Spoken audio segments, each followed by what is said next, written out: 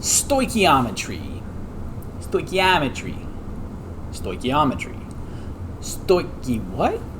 Stoichiometry is the study of quantities of materials consumed and produced in chemical reactions. So it's all about calculations related to how much of something is used or produced or something like that. So in solving a problem of this sort, the grand thing is to be able to let me try it again.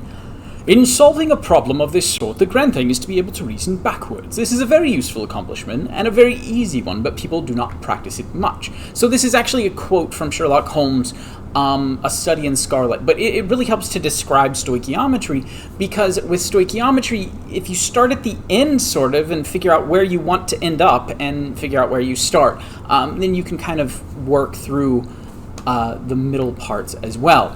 So the steps for calculating masses of reactants and products. The first step is to balance the equation. Then you convert mass or volume to moles if you need to. You set up mole ratios, which is the ratio of moles to moles in an equation. Use mole ratios to calculate moles of the desired substituent, whether that's a product or a reactant, and then convert from moles to mass or volume if necessary.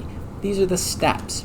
So this roadmap helps you to figure out what to go through for those steps. So if you start at mass and you're trying to end up at representative particles, say atoms or moles, you can go from mass, use the 1 mole gram formula mass to get to moles, go from moles to moles of one thing to moles of the other using the mole ratio, the moles of what you want over the moles of the given, and then go from there up to the representative particles, and you use Avogadro's number to get there. So this whole roadmap will help you to figure out where you are and how to get to where you're going.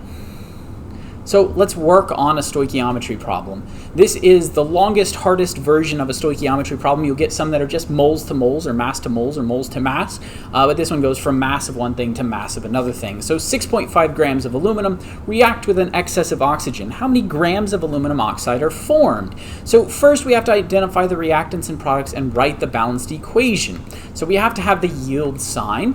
What are the reactants? It says aluminum reacts with an excess of oxygen. So aluminum and oxygen, atmospheric oxygen is a diatomic gas. It's O2. And that produces aluminum oxide. Aluminum has a charge of +3. Oxygen is a charge of -3. So Al2O3. And then we have to balance that.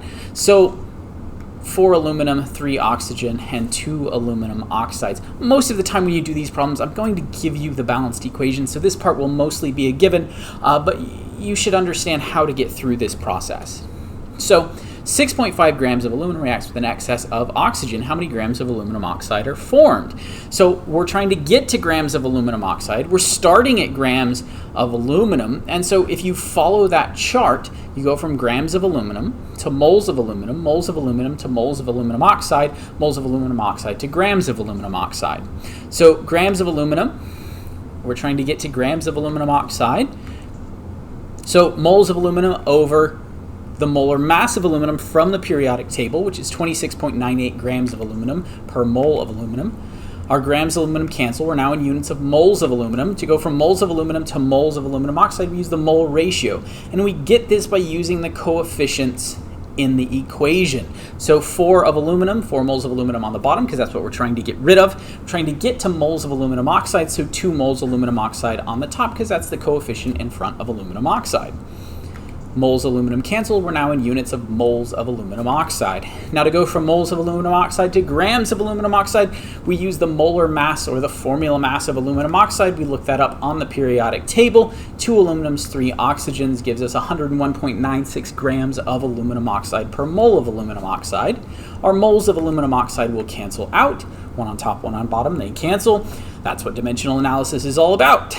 Calculate all of it out, and we get 12.3 grams of aluminum oxide can be produced from 6.5 grams of aluminum, reacting with an excess of oxygen.